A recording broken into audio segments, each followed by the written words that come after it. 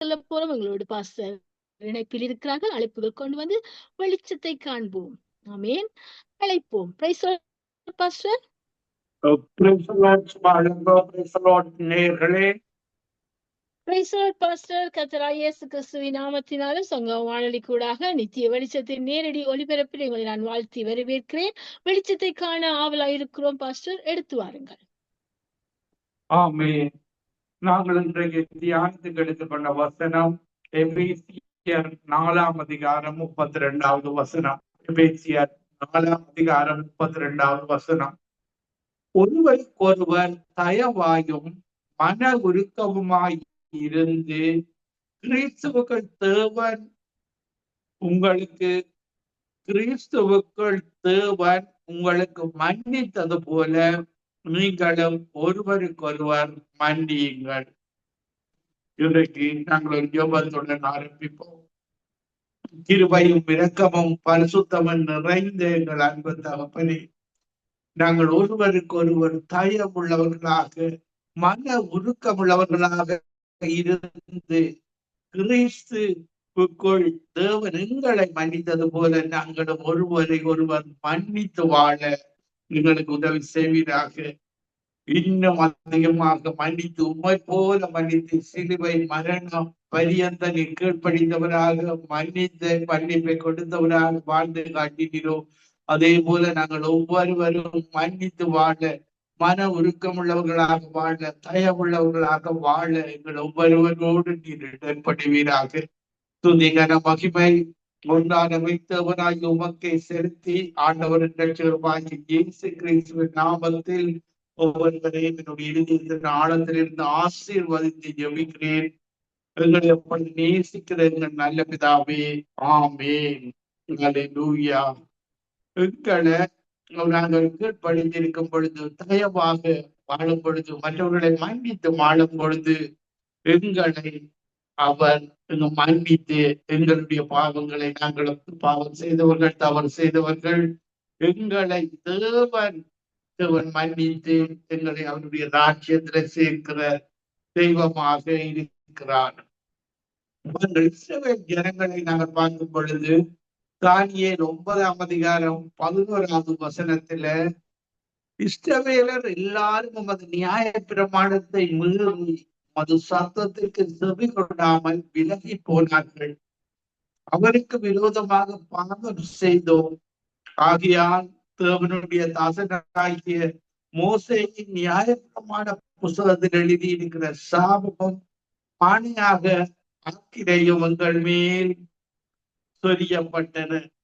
இப்படியாக பாவம் செய்யும் பொழுது, சாபம் செய்யும் பொழுது, தேவனுக்கு பிரியமில்லாத காரியங்கள் செய்யும் பொழுது அது பாவமாக, அக்கிரமமாக, தேவனுக்கு விரோதமாக இருக்கிறது. ஆனாலும் எங்களுடைய தேவனிடத்துல தயவும் இரக்கமும் உண்டு. பல இஸ்ரவேல் ஜனங்கள் அவரிடத்துல மீண்டுமாக வந்து தங்களுடைய வேறு தெய்வங்களை தேடும் பொழுது, தேவனுக்கு விரோதமாக காரியங்கள் செய்யும் பொழுது நஷ்டம் வரும், துன்பம் வரும், கவலை வரும், கண்ணீர் வரும்.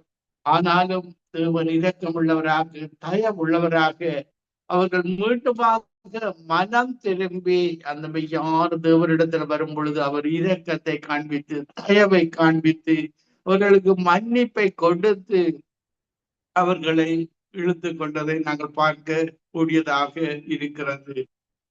நாங்கள் சங்கீதம் 89ஆம் அதிகாரம் 17வது வசனத்தை வாசிக்கும் பொழுது, சங்கீதம் 89ஆம் அதிகாரம் 17வது வசனம், நீரே அவர்கள் பலத்தின் மகிமையாயிருக்கிறீர், உம்முடைய தயவினால் எங்கள் கொம்பு உயரும். இன்றைக்கு நாங்கள் அவருடைய ஊழியத்தை செய்கிற நாங்கள் எங்களை உயர்த்திக் கொள்வதில்லை. எங்களுடைய கொம்பை எங்களை உயர்த்துகிறவர் தேவனாக இருக்கிறார். அவருடைய தயவினால நாங்கள் அவருக்கு எங்களை தாழ்த்தி இயேசுவை உயர்த்தி நாங்கள் ஊழியத்தை செய்யும் பொழுது ஏற்ற காலத்துல, ஏற்ற நேரத்துல எங்களுடைய கொம்பை தேவன் உயர்த்துகிறவராக இருக்கிறார்.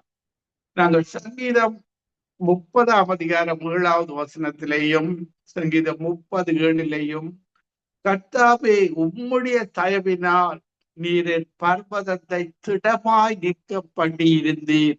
உமது முகத்தை நீர் மறைத்து கொண்ட போதோ நான் கலங்கினவனானேன். பாருங்க, நாங்கள் எப்பொழுதும் தேவனுடைய முகத்தை தேட வேண்டும். உமது முகம் நோக்கி பார்த்தவர்கள் வெட்கப்பட்டு போவதில்லை. அவருடைய முகத்தை தேடுங்கள் என்று சொல்லி இருக்கிறார். நாங்கள் இப்படியாக ஒரு மனிதனை தேடுவது போல பார்க்க கூடாது. நாங்கள் ஒவ்வொரு நாளும் எங்களுடைய தேவனுடைய முகத்தை நாங்கள் தேட வேண்டும்.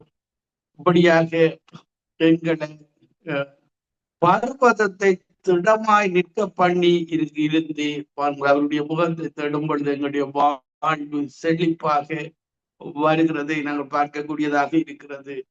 லூக்கா 2ஆம் அதிகாரம் 52வது வசனத்திலேயும், லூக்கா 2ஆம் அதிகாரம் 52வது வசனத்திலேயும் இயேசுவானவர் ஞானத்திலும் வளர்ச்சியிலும் தேவ கிருபையிலும் மனுஷர் தயவிலும் அதிகமாய் விருத்தி அடைந்தார். அவர்கள் இயேசுடைய வாழ்க்கையில அவர் வாழும் பொழுது தேவ கிருபையில மனுஷருடைய தயவில அதிகமாய் விருத்தி அடைந்தார். அவர் தேவனோடு முழுவதும் ஜெபித்து அந்த வல்லமையை பெற்று நாள் முழுக்க அவர் அற்புதம் செய்வதை மனிதர்களுடைய தயவு அவரிடத்துல மனிதர்கள் இந்த நேரமும் வருவதை நாங்கள் வேதாகமத்துல பார்க்கக்கூடியதாக இருக்கிறது. நாங்கள் ரோமர் 11ஆம் அதிகாரம் 22வது வசனத்துல பார்க்கும் பொழுது, ரோமர் 11:22 ஆகையால் தேவனுடைய தயவையும் கண்டிப்பையும் பார், விழுந்தவர்களிடத்திலே கண்டிப்பையும் உன்னிடத்திலே தயவையும் காண்பித்தார். அந்த தயவிலே நிலைத்திருப்பாயானால் உனக்கு தயவு கிடைக்கும், நிலைத்திராவிட்டால் நீயும் விட்டு போவாய். பாருங்கள், அவருடைய தயவில, அவருடைய இரக்கத்தில, அவருடைய மன்னிப்பில நாங்கள் நிலைத்திருக்க வேண்டும். தொடர்ந்து அவருக்கு பிரியமான காரியங்களை செய்து வாழ வேண்டும் என்று தேவன் விரும்புகிறார். சங்கீதம் 25ஆம் அதிகாரம் 7வது வசனத்தில என் இளம் வயதின் பாவங்களையும் என் மீறுதல்களையும் நினையாதிரும். கர்த்தாவே, உம்முடைய தயவின் நிமித்தம் என்னை மது கிருபையின்படி நினைத்தருளும். கிருபை மனிதருக்கு கிடைக்கிறது. நோவாவுக்கு தேவனுடைய கண்களில் இருந்து கிருபை கிடைத்தது. ஒரு கிருபை உள்ளவர்.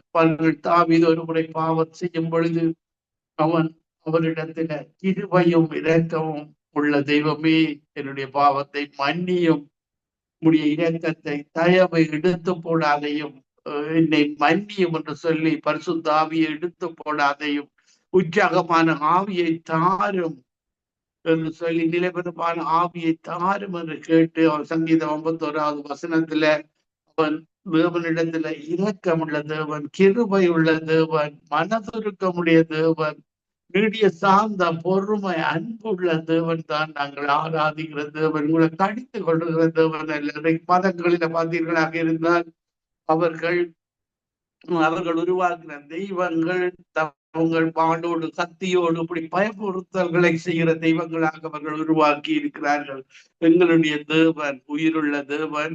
அவர் அன்புள்ள தேவனாக, இரக்கமுள்ள தேவனாக, மனதுருக்கிற தேவனாக, எங்களுடைய கவலைகளை, கண்ணீர்களை, துக்கத்தை அறிந்தவராக, எங்களுடைய நினைவுகளை, யோசனைகளை எங்களை படைத்த தேவன் அறிந்தவராக, இரக்கமுள்ளவராக அவர் இருப்பதை நாங்கள் பார்க்கக்கூடியதாக இருக்கிறது.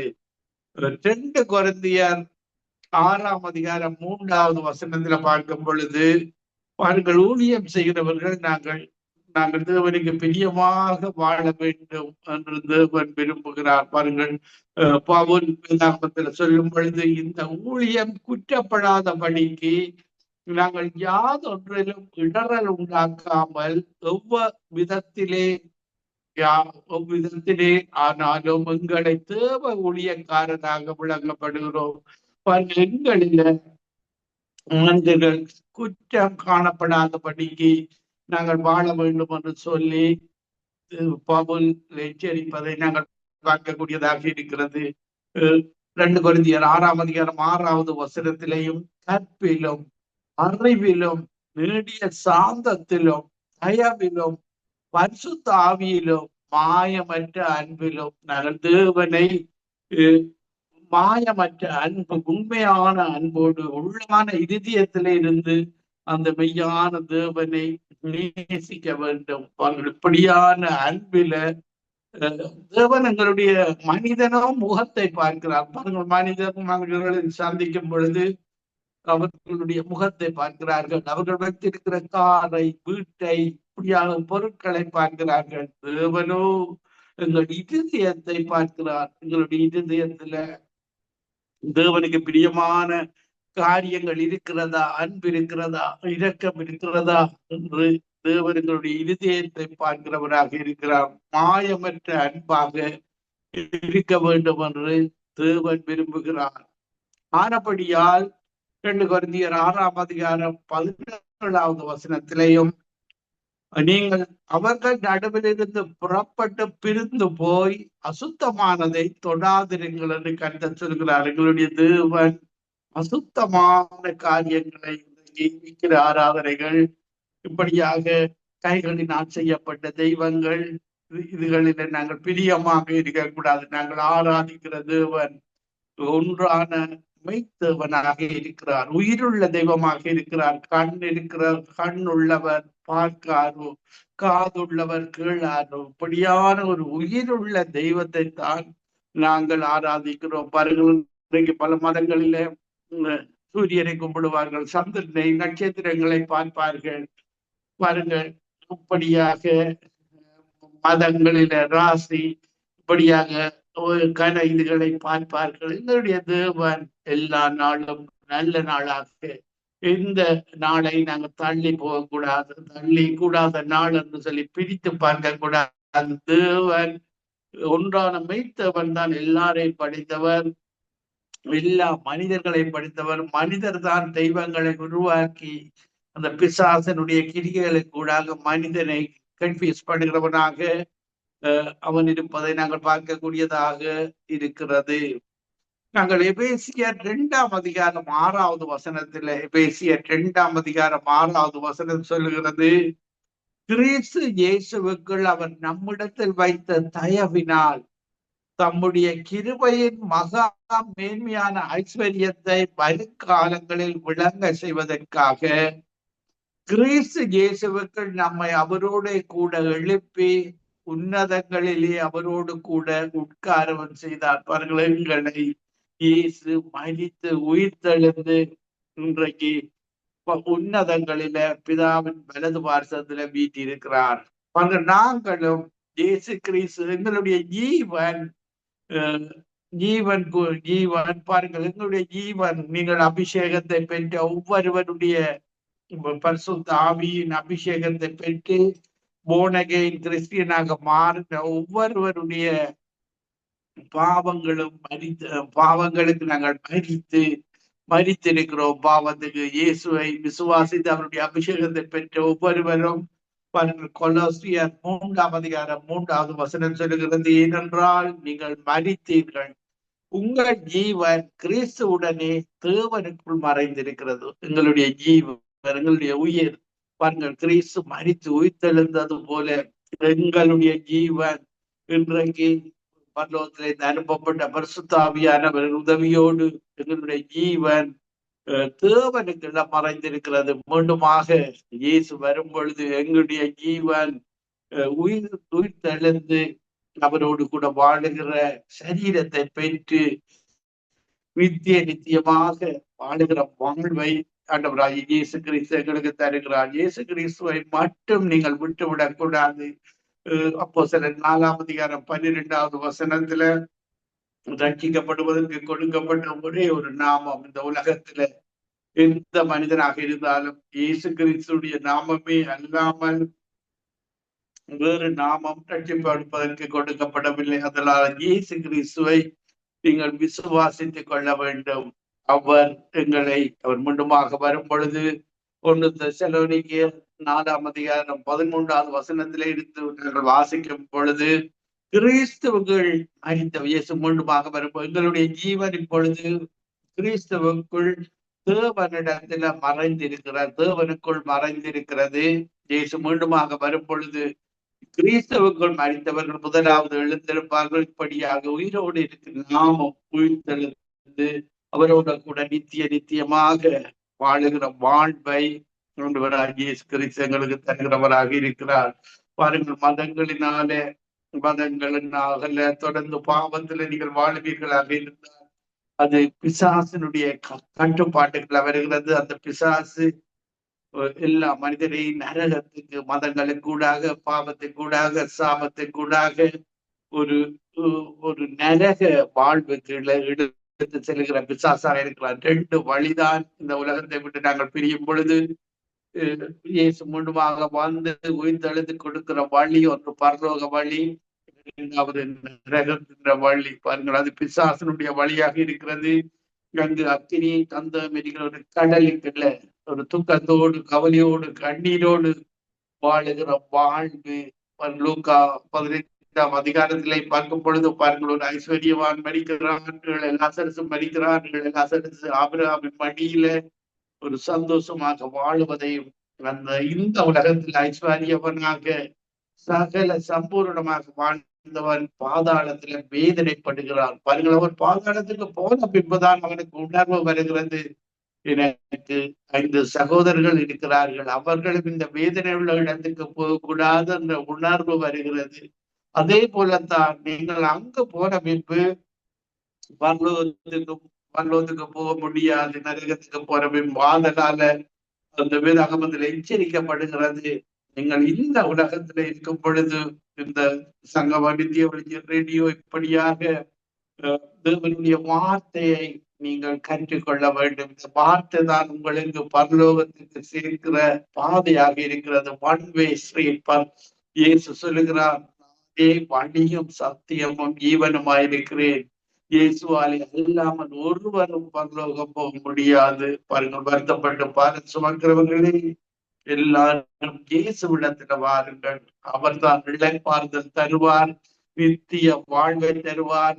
அப்படியாக பரலோகத்துக்கு உங்களை அழைத்து செல்கிறவராக இயேசு கிறிஸ்து இருக்கிறார். அவரை மட்டும் நீங்கள் விட்டுவிடக் கூடாது. இயேசுவை அவர் பாருங்கள், அவர் சொல்லி இருக்கிறார், நான் ஒரு ஸ்தலத்தை ஆயத்தப்படின பின்பு மீண்டுமாக இந்த உலகத்திலே அவர் நிஜமாக வாழ்ந்து காட்டினார். பாருங்கள், 2025 ஆண்டுகளுக்கு முன்பாக 0 to 33 வருடங்கள் இந்த உலகத்தில் நிஜமாக வாழ்ந்து, இந்த உலகத்துல 3 வருட ஊழியத்துல அவர் தன்னுடைய வார்த்தையை என்னில் இணைந்திருங்கள், அப்பொழுது கனி கொடுப்பீர்கள், உங்களால் எதுவுமே செய்ய முடியாது. நாங்கள் இயேசுவில இணைந்து பரிசுத்த ஆவியானவர் உதவியோடு அவர்கள் என்னில் இணைந்திருங்கள், அப்பொழுது கனி கொடுப்பீர்கள். இயேசுவை போல அன்பு, சமாதானம், சந்தோஷம், இச்சையடக்கம், விசுவாசம், தயவு, நட்புடன், சாந்தம், நீடிய பொறுமை ஆகிய கனிகளை கொடுத்து வாழுகிற வாழ்வை இயேசு எங்களுக்கு தந்திருக்கிறார். அவரை நீங்கள்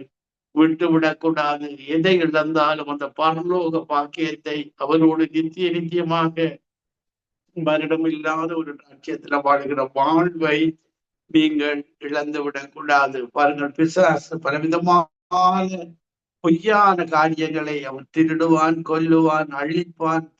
பொய்யின் பிதாவாக அவன் இருக்கிறார். எங்களுடைய தேவன் மெய்த்தேவன், ஒன்றான் மெய்த்தவனாகிய உம்மையும் நீர் அனுப்பினவராகிய இயேசு கிறிஸ்து அறிந்து கொள்ளும் பொழுது அந்த பரலோக வாழ்வை, அதன்படி நடக்கும் பொழுது அவர் இந்த பரலோக வாழ்வை தருகிற தேவனாக இருக்கிறார். எங்களுடைய தேவன் பல உருக்கமுள்ள தேவனாக இருக்கிறார். யோபு சொல்லுகிறான், யோபு 36ஆம் அதிகாரம் 5வது வசனம் சொல்லுகிறது, இதோ தேவன் மகத்துவம் உள்ளவர், அவர் ஒருவரையும் புறக்கணியார், மன ஒழுக்கத்திலும் அவர் மகத்துவம் உள்ளவர், மன ஒழுக்கம் உள்ளவர், இரக்கம் உள்ளவர். இப்படியான தேவன் தான் எங்களுடைய தேவன். உங்களை தள்ளி விடுகிற தேவன் அல்ல. மதங்களில வாளோடு இப்படியாக கத்தியோடு நிற்கிற தெய்வம் அல்ல எங்களுடைய தெய்வம். அன்போடு உங்களை அரவணைக்கிற தேவன். தன்னுயிரை கொடுத்து மண்ணுயிரை, எங்களுடைய உயிரை காப்பாற்றின தேவன். பாருங்கள், யோவான் 3:17 சொல்லுகிறது, தேவன் தம்முடைய ஒரே பேரான குமாரன் இயேசு கிறிஸ்துவை விசுவாசிக்கிறவன் எவனோ அவர் கெட்டு போகாமல் இந்த நித்திய ஜீவனை அடையும்படி தன்னுடைய மகனை கொடுத்து எங்கள் மேலே அன்பு கூர்ந்தார். எங்களை இன்றைக்கு மகனாக எங்களை எங்களை முன்குறித்திருக்கிறார். பாருங்கள், இப்படியான தேவன் தான் எங்களுடைய தேவன். ஏன் அதை செய்தார் என்றால், நாங்கள் தேவனுடைய சாயலாக ரூபத்தின்படியும் படைக்கப்பட்டதனால் தான். பாருங்க, அதிகாரம் 1ஆம் அதிகாரம் 27, 27, 28 வசனத்துல தேவனுடைய ரூபமாகவும் இயேசு கிறிஸ்துடைய சாயலாகவும் நாங்கள் படைக்கப்பட்டவர்கள். இப்படியான படைக்கப்பட்ட மனிதர்கள் தான் மதத்தை உருவாக்கி, பிரிவுகளை உருவாக்கி, பிசாசின் கிரியைகளை கூடாக பிரிவினையாக, மாற்ற வேதங்களாக, இப்படியாக பல விதமான பாவ சாப வாழ்வை மனிதர்கள் தேடிக்கொண்டார்கள். பிசாசுகள் அவர்களுக்கிடையில் கிரிய செய்வதன் மூலமாக இந்த கடைசி காலத்துல இந்த பிசாசுக்கு எதிர்த்து நின்று அந்த மெய்யான தேவனிடத்துல மீண்டும் வந்துவிட வேண்டும் என்று சொல்லி இந்த சுவிசேஷத்தை அறிவிக்கும்படியான ஒரு கடமையை எங்களுக்கு தந்திருக்கிறார்.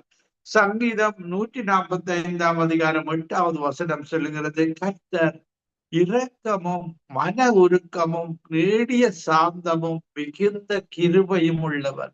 எங்களுடைய தேவன் ஒரு இரக்கம் உள்ள தேவன், அன்புள்ள தேவன், மன உருக்கம் உள்ள. நீங்கள் கவலையோடு, கண்ணீரோடு, பசியோடு, தகத்தோடு வாழுகிறது அவருக்கு விருப்பம் அல்ல. பாருங்கள், இன்றைக்கு வறுமை இந்த மதங்களுக்கூடாக, பாவத்தினூடாகத்தான் வறுமை வருகிறது. துன்மார்கள் வழியில் இல்லாமலும், பாவிகள் உட்காரமிடத்தில் உட்காராமலும், வேதத்தில் பிரியமாயிருக்கிற மனுஷன் பாக்கியவான், அவன் செய்வதெல்லாம் பாக்கியம். சிங்கக்குட்டிகள் பட்டினி கிடக்கும். கர்த்தரை தேடுகிறவர்களுக்கு, ஒன்றான மைத்தவனை தேடுகிறவர்களுக்கு ஒரு நன்மை குறைபடாது.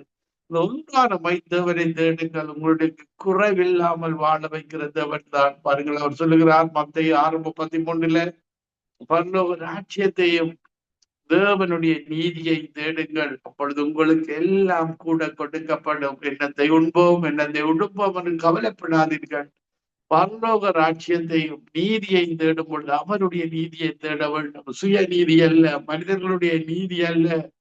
அவரை தேடும் பொழுது அவர் எங்களுக்கு என்ன தேவை என்பதை அறிந்திருக்கிறார். இந்த காக்காய் குஞ்சுகளுக்கு, இந்த பறவைகளுக்கு, மீன்களுக்கு எல்லாம் கொண்ட அனைத்துக்கு உணவு கொடுக்கிறவர் தான் எங்களுடைய உயிருள்ள தேவன். அவர் உங்களுக்கு உணவு தர மாட்டாரா?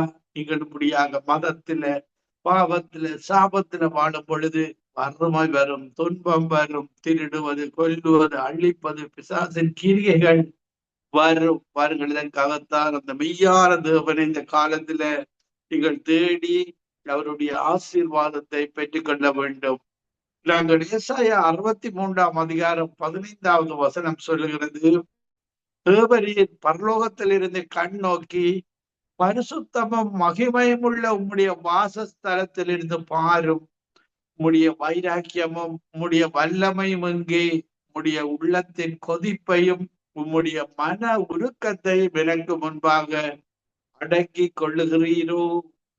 இப்படியாக மன உருக்கம் உள்ளதவன் அவர்.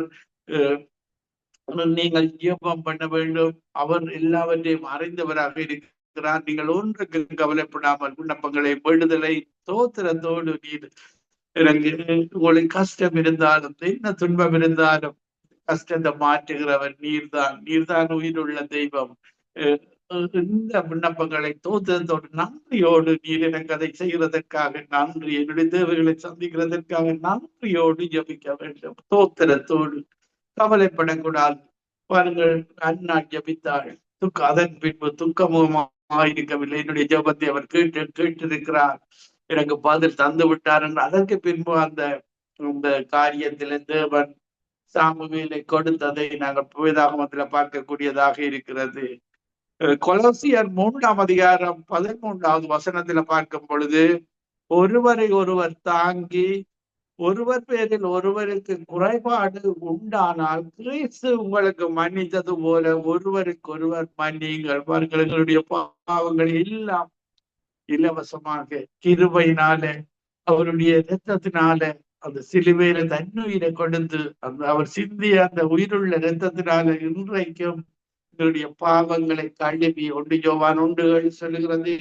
இயேசு கிறிஸ்துவின் இரத்தம் எங்களுடைய சகல பாவங்களை கழுவி சுத்திகரிக்கிறது. இரத்தத்தை வெளியேற பெற்றத்தை இரத்தத்தை தந்து எங்களுடைய பாவங்களை எல்லாம் கழுவி இருக்கிறார். பரலோகத்திலிருந்து இறங்கி வந்த மன்னாவாக அவருடைய அப்பத்தை புசித்து அவருடைய இரத்தத்தை பானம் பண்ணுகிறவனுக்கு நித்திய வாழ்வை அவர் தருகிற தெய்வமாக அவர் இருக்கிறார். மத்தேயு 6 அதிகாரம் 14 மனுஷனுடைய தப்பிதங்களை நீங்கள் அவர்களுக்கு மன்னித்தால் உங்கள் பரமபிதா உங்களுக்கு மன்னிப்பார். மனுஷனுடைய தப்பிதங்களை நீங்கள் அவர்களுக்கு மன்னியாதிருந்தால் உங்கள் பிதா உங்கள் தப்பிதங்களையும் மன்னியாதிருப்பார். மற்றவர்களை மன்னிப்பு கொடுத்து விட வேண்டும். நெல்சன் மண்டேலா கிட்டத்தட்ட 20-30 வருடங்களாக அவரை ஜெயிலில போட்டார்கள்.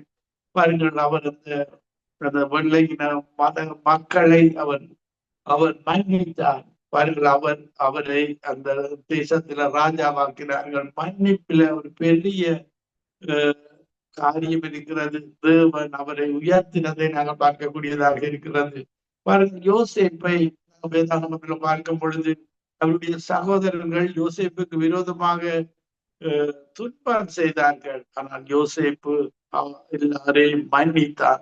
ஆதியாகமம் 50 அதிகாரம் 16 உம்முடைய சகோதரர் உமக்கு பொல்லாங்கு செய்திருந்தாலும் அவர்கள் செய்த துரோகத்தையும் பாதகத்தை நீர் தயவு செய்து மன்னிக்க வேண்டும் என்று உம்முடைய தகப்பனார் மரணமடையும் முன்னே உமக்கு சொல்லும்படி கட்டளையிட்டார். ஆகையால் உம்முடைய தகப்பனாருடைய தேவனுக்கு ஊழியக்காரராகிய நாங்கள் செய்த துரோகத்தை மன்னிக்க வேண்டும் என்று அவனுக்கு சொன்னார்கள். அவர்கள் அதை யோசேப்புக்கு சொன்ன போது அவன் அழுதான். அவர்கள் யோசேப்புடைய இதயம் தேவனுக்கு பிரியமான இதயமாக இருந்ததை நாங்கள் பார்க்கக்கூடியதாக இருக்கிறது. பாருங்கள், இப்படியாக அந்த சகோதரர்கள் வந்து அந்த பஞ்சத்துல யோசேப்பிடத்துல வந்து அவருடைய சகோதரரும் போய் அவனுக்கு முன்பாக தாழ விழுந்து, இதோ நாங்கள் உமக்கு அடிமைகள் என்றார்கள். அடிமைகளாக பாருங்கள், சகோதரர்கள் அடிமைகள் என்று சொல்லி அவனிடத்துல வருகிறார்கள். யோசேப்பு அவர்களை நோக்கி, பயப்படாதிருங்கள், நான் தேவனா? தேவனுக்கு தான் நாங்கள் அடிமைகளாக வேண்டும். நன்மையை பெற்றுக் கொள்கிற அடிமைகளாக, தேவனுக்கு அடிமைகளாக வேண்டும். பாருங்கள், அவர் நாங்கள் எங்களுடைய வாழ்வை அவரிடத்துல ஒப்பு கொடுக்கும் பொழுது, தேவனுடைய வாழ்வுக்கு கீழ்ப்படிந்து நடக்கும் பொழுது, தேவனுடைய நாங்கள் பாவத்துக்கு அடிமைகளாக இருந்தோம்.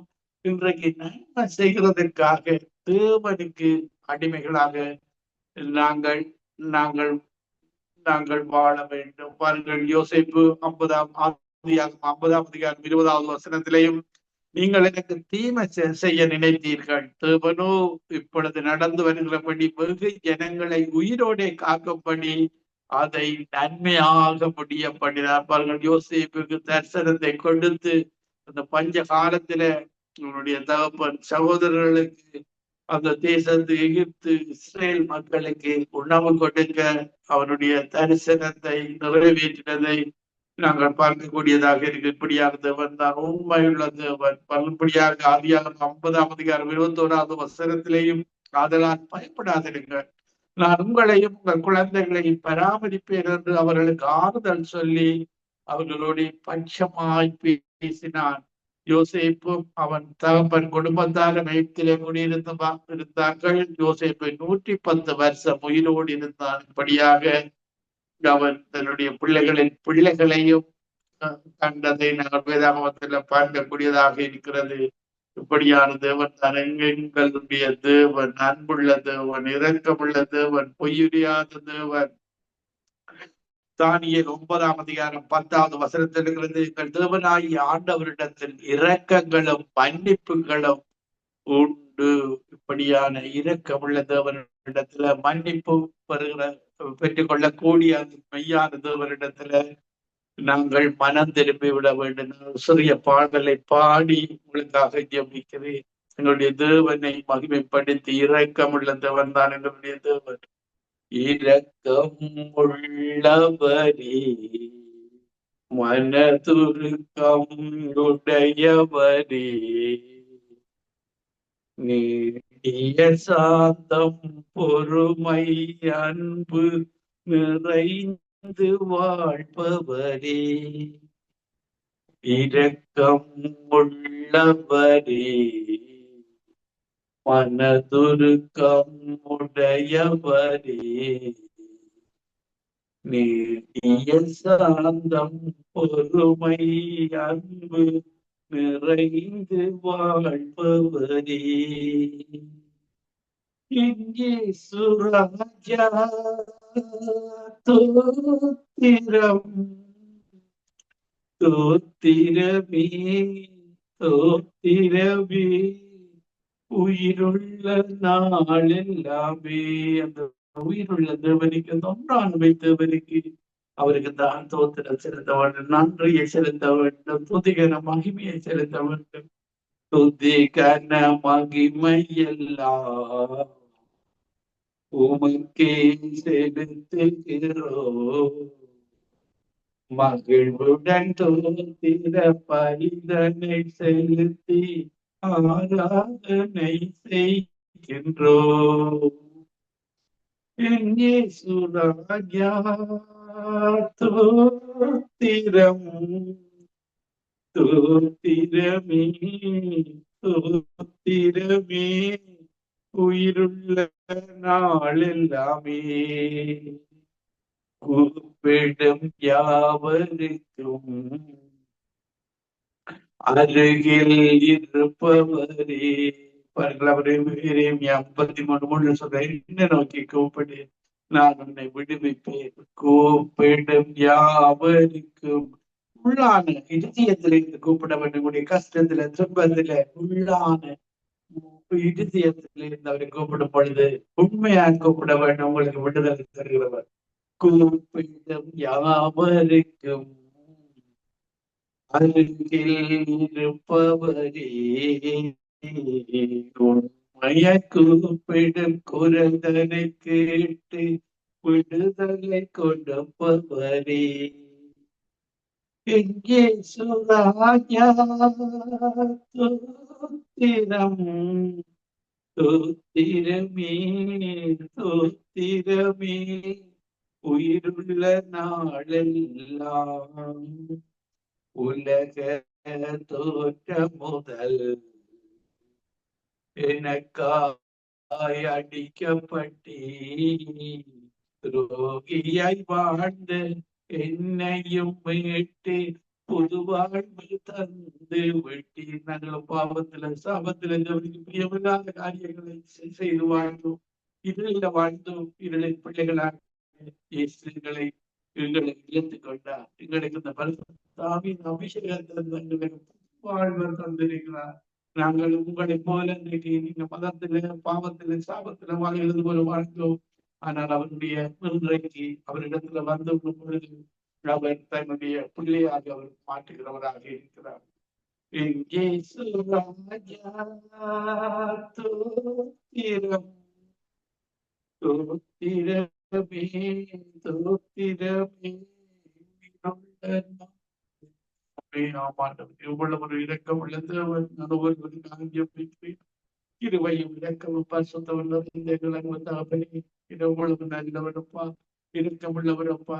இறுதிய பொறுப்பாக கூப்பிடும் பொழுது உங்களுடைய அபிஷேகத்தை தந்து பரலோகத்திலிருந்து அனுப்பப்பட்ட பரிசுத்த ஆவியானவர் எங்களுக்கு தந்து இன்றைக்கு நீர் எங்களுக்கு வாசம் செய்கிற பாவத்தை குறித்து, நீதியை குறித்து, நியாயத்தீர்ப்பை குறித்தும் கண்டித்து உணர்த்துவோராக நாங்கள் பாவ வாழ்வில இருந்து இன்றைக்கு நீ இயேசுவின் உம்முடைய நீதியின் வாழ்விலே எங்களை 360 டிகிரி 360 நாங்கள் தெற்கு திசையில போயிருந்தோம். இன்றைக்கு உண்மை நோக்கி வடக்கு திசையை நோக்கி இப்படியாக திரும்பி இருக்கிறோம். பின்பக்கமாக பாவ திசையை நோக்கி போய் கொண்டிருந்த எங்களை எல்லாம் பாவ இருளின் பிள்ளைகளாக வாழ்ந்த எங்களை ஒளியின் பிள்ளைகளாக மாற்றி இருக்கிற ஆண்டவரே, இந்த உலகத்துல வாழுகிற தமிழ் மக்கள் ஒவ்வொருவரையும் இருளிலாக வாழுகிற மக்கள் எல்லாரும் இந்த கடைசி காலத்துல ஒளியின் பிள்ளைகளாக, உடைய வெளிச்சத்தின் பிள்ளைகளாக, உடைய உண்டான தேவனுடைய பிள்ளைகளாக மாற்றுவீராக. ஒவ்வொருவரோடும் பரிசுத்த ஆவியானவரை உச்சந்தலிருந்து உள்ளங்கால் வரைக்கும் இந்த நேரத்துல ஊற்றுவீராக. இந்த name of Jesus, mighty name of Jesus, holy name of Jesus. ஒருவரையும் நிரப்பி நம்முடைய பரலோகத்திலிருந்து அனுப்பப்பட்ட பரிசுத்த ஆவியின் சந்தோஷத்தோடு ஒவ்வொருவரையும் இழுத்துக் கொள்வீராக. அந்த தினமும் அந்த வேதாகமத்தை வாசிக்க, நேசிக்க, தியானிக்க அவர்களுக்கு அறிவில் கூறுவீராக. இயேசுவின் நாமத்தில் ஒருவரையும் என்னுடைய இதயத்தின் ஆழத்திலிருந்து ஆசீர்வதித்து ஜெபிக்கிறேன் நல்ல பிதாவே. ஆமேன், ஆமேன், ஆமேன். ஆமேன், ஆமேன், ஆமேன். நன்றி பாஸ்டர், நன்றி. அருமையான வார்த்தையின் வெளிச்சத்துல தேவ செய்தியின் தேவ வார்த்தையின் ஆழத்தை, சத்தியத்தின் ஆழத்தை கற்றுக் கொடுத்தீர்கள். வெளிப்பாடுகளை பெற்றுக்கொண்டோம், வெளிச்சத்தை பெற்றுக்கொண்டோம், சத்தியத்தின் ஆழத்தை கற்றுக்கொண்டோம். அப்படியாக எபேசியர் 4ஆம் அதிகாரம் அங்கே கடைசி வசனத்தின் அடிப்படையில 11ஆம் வசனம் 4ஆம் அதிகாரத்தின் 32ஆம் வசனத்தின் அடிப்படையில் எங்களுக்கு கற்றுக் கொடுத்தீர்கள். கிறிஸ்து இயேசுவுக்குள் ஒருவருக்கொருவர் மன்னித்தது போல நீங்களும் ஒருவருக்கொருவர் மன்னியுங்கள்.